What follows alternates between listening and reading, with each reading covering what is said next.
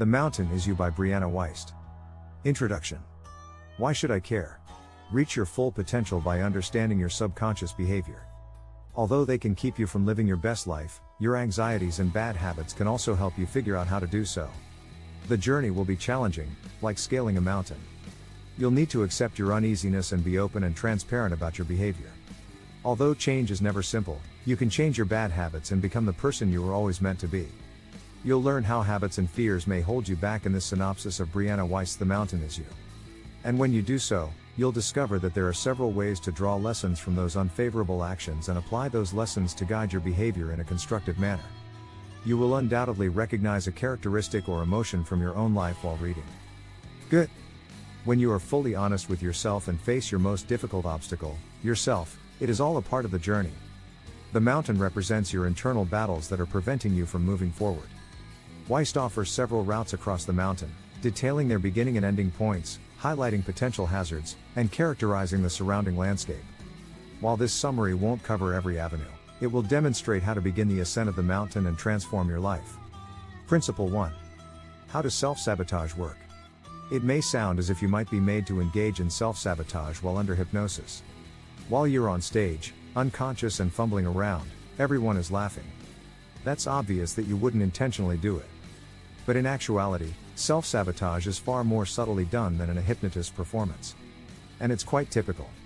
Self-sabotage is a coping strategy you could employ to address an unmet need or emotion. It safeguards you and eases the pain you experience as a result of such negligence. Self-sabotage, however, only brings about short-term relief, like any coping techniques. It falls short of really meeting your needs. You can self-sabotage in a variety of ways. Perfectionism is a defense mechanism against failure that prevents you from trying new things because you can't bear to do them incorrectly, so you don't. Or uprooting, which shields you from confronting the true issues in your life by directing your focus on the subsequent relationship, work, residence, or other brand new endeavor you've just begun. Or pride, which shields you from criticism by keeping you in situations that don't work, such as refusing to leave a failing marriage because you're afraid of what people will think of your divorce. You can determine if you're mired in a self-destructive cycle in a number of different ways. For instance, if you are more concerned with looking joyful than truly being happy, or if you are more afraid of your emotions than anything else. Or if you're hoping someone else will help you move from your predicament into a better one. The spiral is difficult to escape.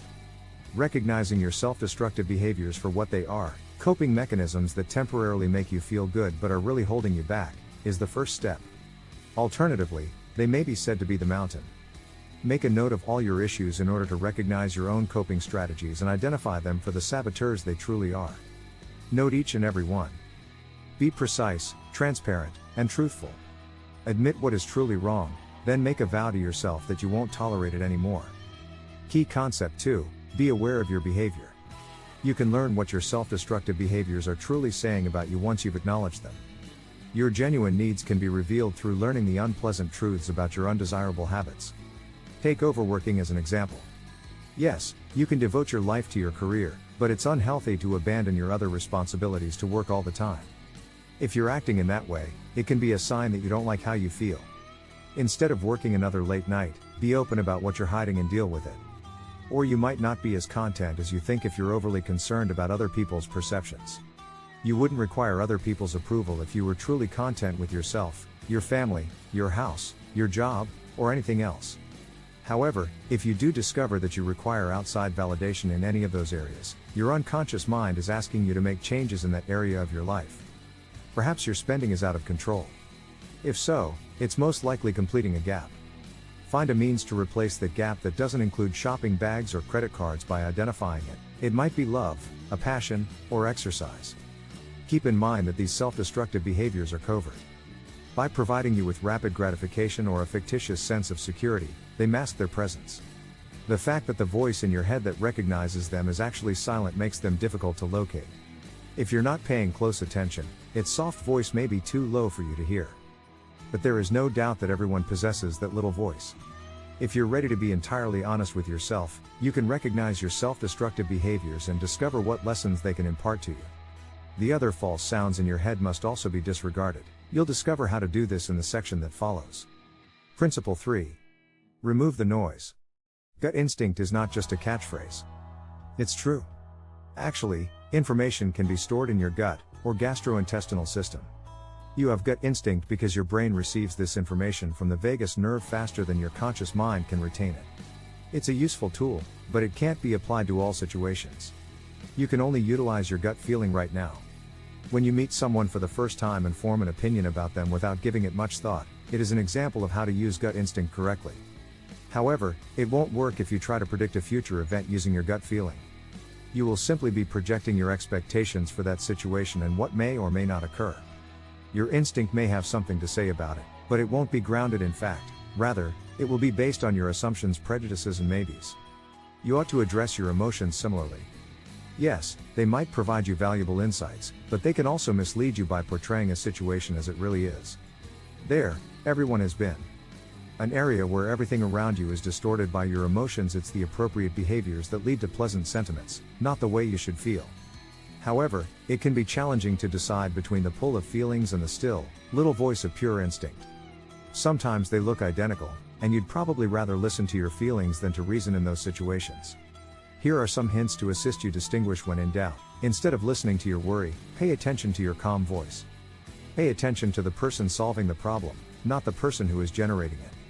Pay attention to the voice that is loving rather than the voice that seems afraid. The key is using the tools in real time now that you have them. You are aware that emotions have the power to alter reality, but can you remember this in the heat of the moment and put it into action? Can you tell yourself that when you're overcome with fear despite knowing that your intuition can't foretell the future? You must learn to distinguish between feelings and behaviors and to process your emotions in the moment if you want to stop acting impulsively on emotions and the ensuing apologies. Principle 4. Reduce your discomfort by making minor adjustments. Even if you are aware of your self-destructive behaviors, that doesn't guarantee you can put an end to them. People are averse to change. Without your knowledge, your brain controls a vast array of physiological processes, ranging from the release of thousands of chemicals into your body's billions of cells to large, muscular movements like breathing and beating. Your brain balances all of these moving pieces while it controls them. This fosters a state of physical comfort, which is advantageous to your body. While your brain makes an effort to keep in balance, doing so may not always be in your best interests. By searching out familiar information and experiences, your brain achieves mental equilibrium. Bad habits can keep you in your comfort zone, which feels wonderful, leading you to continue engaging in them despite knowing that they are ultimately harmful to your health. Consciously seeking mental comfort can also result in issues like confirmation bias, when you selectively pay attention to data that confirms your preconceived notions. Or extrapolation, which is the process of taking a little current event and turning it into a forecast for the entire future. Or spotlighting, where you believe that everyone is considering you equally, whereas in reality, everyone is considering themselves. When you do resolve to stop acting badly, you need to change your bad habits gradually. Overstepping your comfort zone will shock you, and you'll quickly revert to your previous routines. Instead, make gradual changes over time. In order to work less, start by leaving 10 minutes earlier than usual rather than 2 hours earlier. Instead of investing in a yearly gym membership, start by going for a 10-minute stroll if you want to get more exercise.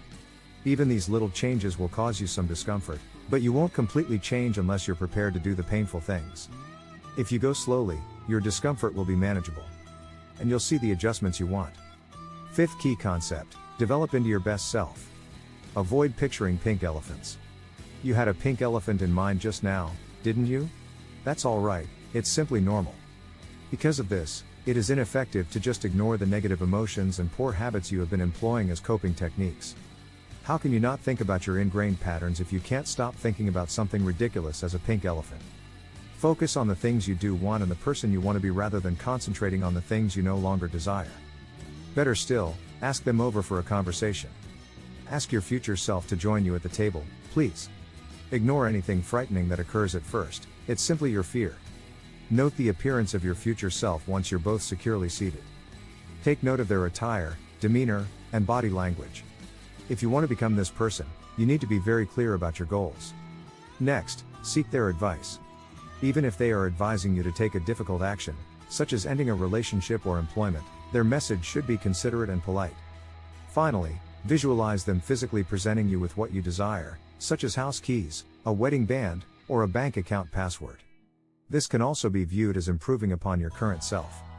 The person you are with friends is different from the person you are with family, and that person is different from the one you are at work. you already have numerous identities. How to discover your best self is as follows. What would your best self do right now as a starting point? This doesn't entail visualizing yourself as the person you've always wanted to be and outlining their ideal day or vacation. What it really asks is, what would your ideal self do in this circumstance? What actions would they do if they were in your position right now? You must acknowledge your flaws and delegate the tasks you find difficult in order to be your best self. There will always be someone out there who will judge you, so you'll need to be ready to endure their disdain.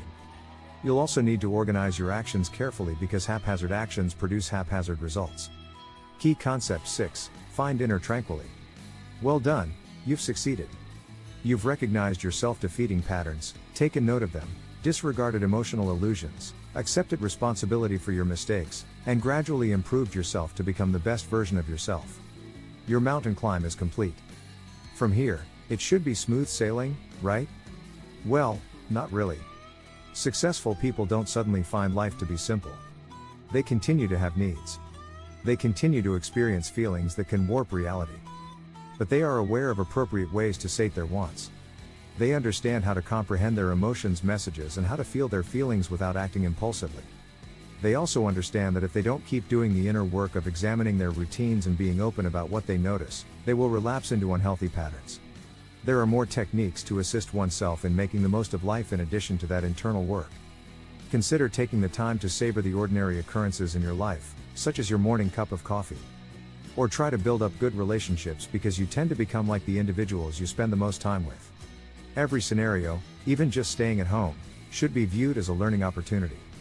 You can eventually discover inner peace if you continue to focus on yourself and take good care of your life. Contrasted with bliss, which ebbs and flows and leaves you yearning for more, this is different. Inner peace is the understanding that you can remain composed and in control despite the chaos, suffering, excitement, or joy going on around you. Throughout every instant of your life, not only for a little period. Final analysis. Both your worst enemy and your best instructor is you. You destroy yourself by engaging in behaviors designed to meet your unfulfilled wants, but if you can understand their meanings, they may also hold the key to realizing your full potential. Look closely because they can appear in a variety of forms and are deceiving. Your own personal mountain is made up of these self-destructive behaviors that obstruct your progress. That mountain must be climbed in order to alter your behavior pattern. The footing may become dangerous, and the going will be slow. It won't be pleasant, but it will enable you to make changes in your life.